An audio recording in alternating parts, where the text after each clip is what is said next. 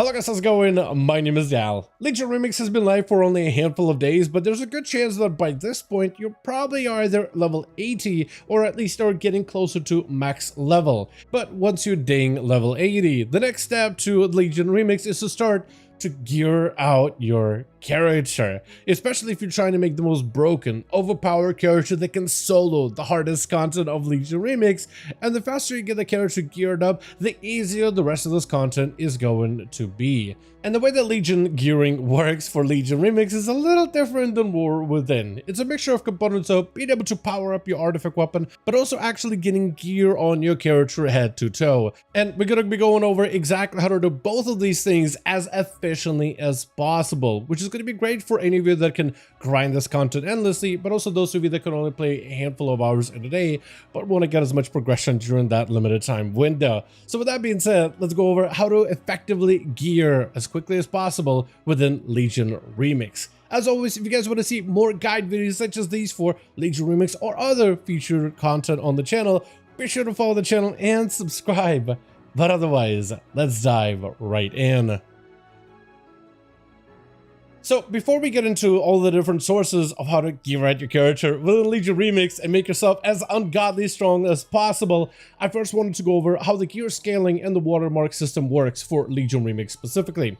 So just like gear within War Within, it comes in three different qualities. You have the green, you have the blues, and the purples, which are the best. Purples initially for your first character are going to cap out at 584 item level. And once you have basically every slot at 584, you reach a new watermark. Once you reach an invisible watermark, and there's many different watermarks that you're going to reach as you gear out your character, you'll notice that the game will start to throw you future purple pieces that are like 3 or 4 item levels a little bit higher. So maybe a trinket here and there, maybe a ring, a chest piece, and then your item level went up by a few points.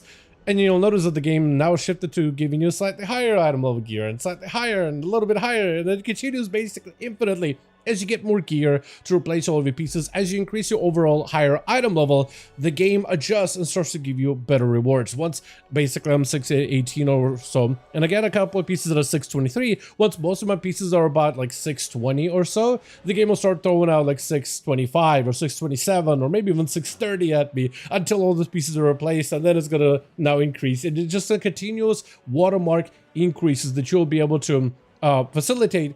So now from this point forth, you just gotta find the most consistent and the most steady forms of gear progression. And there's many different types. Some are gonna be slow and steady, which are gonna be really good for solo players, while others actually allow you to skip huge chunks of item level, but they come from some of the more difficult content. And I've tested all of the different systems for gearing so far, and this is essentially what I came up with. The first thing first is research quests. You want to continue to grab them every single day as much as you can throughout the week. Keep coming back to the bazaar and talking to Eternus to pick up research quests. They give you boxes which are really good for some of the guaranteed upgrades and gear. They throw you a bunch of different gear, a bunch of different resources, but for the most part, they'll continuously give you some gear, and all you need to do is pick up those quests, which you'll passively do in the background. Some of them will be to complete dungeons, others will be to slay demons or do raids, others will be to switch up your artifact weapon into a very specific tree and then slay as many enemies as possible until you meet a certain cap, or just, you know, flying around collecting bronze or looting ores and herbs. So they're really easy, and you could do them. You can complete them while you're doing dungeons, while you're doing group content, or even just solo open world content if that's what you're looking to do. Definitely have them running at all times. Also, when you visit the bazaar, you always get a daily free item, so talk to the NPC that sits out to the side that doesn't do anything but gives you a free item once a day. That is just one of the easiest ways that you'll be able to get gear, is through the bazaar, research, and the free item. From there, I noticed that the heroic world tier gearing is a very efficient way of granting you gear. It is not the fastest, but it's super consistent. It is pretty easy to do, and it is amazing for a number of players. And all you have to do is just go to the Broken Isles and finish out the rest of the story quests that you haven't done. Like, I still have 3 zones to do. I did all of Stormheim, but I still have Valshara, Azuna, and High Mountain, and Suramar. So my character has a lot of stuff that I could just work on in terms of getting some of the Legion specific rewards, like some of the transmog and pets and weapon enchants and things like that. So that's something you could work on, and it's perfect. Open world content with heroic world tier ends up being great for any players that are into solo open world content, players that are just working on the zone-specific achievements and rewards, and even casual players that don't really like group content but just want to experience the open world. Heroic World Tier is definitely worth it, as it's a consistent way for you just to do menial quests and even world quests and actually get a decent bit of overall upgrades throughout the open world, specifically from the modes, as you get those modes and you can combine them together into heroic raid gear that will continuously cycle in all of your items. So about every 10 quests or so you get a mode, usually in some cases a lot less, but yeah, it's really easy, really simple. Just go and experience the open world content while Heroic World Tier is active, and you'll continuously gain actual competitive gear, and you'll be able to get a bunch of them for very little time spent.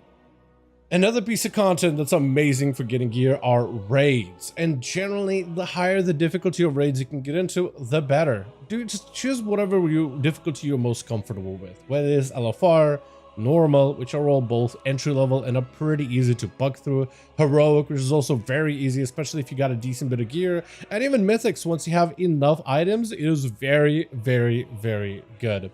So definitely worth doing the raids, and they are on a daily lockout. And in fact, if you are good at it, you can actually do every single difficulty of raids, like normal, heroic, and mythic, all provide you a decent bit of gear upgrades. So doing Emerald Nightmare or Trial of Valor on all 3 difficulties in a single run is totally feasible, and will actually, you will notice a sizable chunk of change in terms of the gear and the item levels that you'll be getting from this content specifically. Generally, the higher the difficulty you want to go for, the better, because the mythic item level, that's where you can really make some big item level leaps, where like a normal heroic, you'll get the gradual gear increases, but on mythic, you can get some really nice chunky item level bumps of like 20 item levels in certain pieces. Mythic raids in particular are insanely valuable, so you should progress to making your way through those, but at the very least, daily raid runs is the bare minimum that I think everybody should do. Just choose whatever difficulty that you're comfortable with, but the higher the better.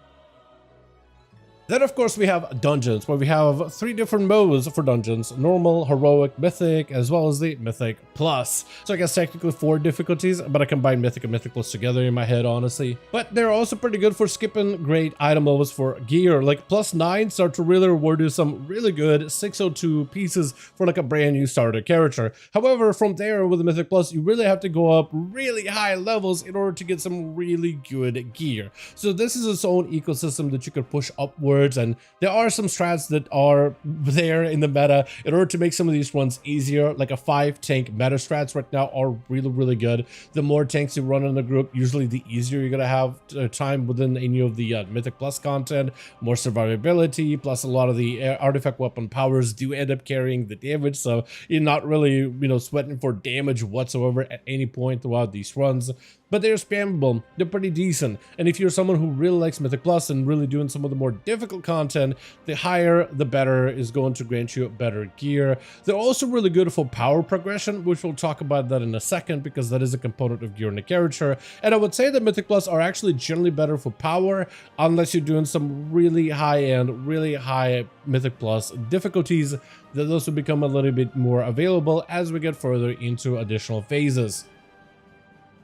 Infinite power is another component of gear in the character, because that'll come from your weapon itself, specifically from the trait of Limits Unbound. For every single point in Limits Unbound, you gain additional primary stat, strength, agility, or intellect depending on your class, additional stamina for survivability, and versatility, which is damage and damage reduction. So the more points of infinite power you can get, the stronger your character can become.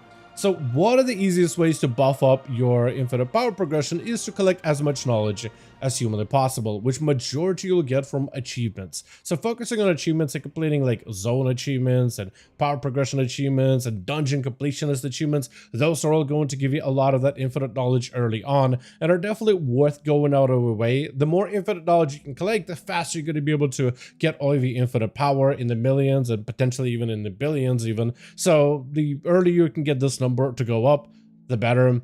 From there, essentially, just about every piece of content is going to award you a ton of infinite power. So really, whether you're doing open world content, dungeons, or raids, all of them are generally good.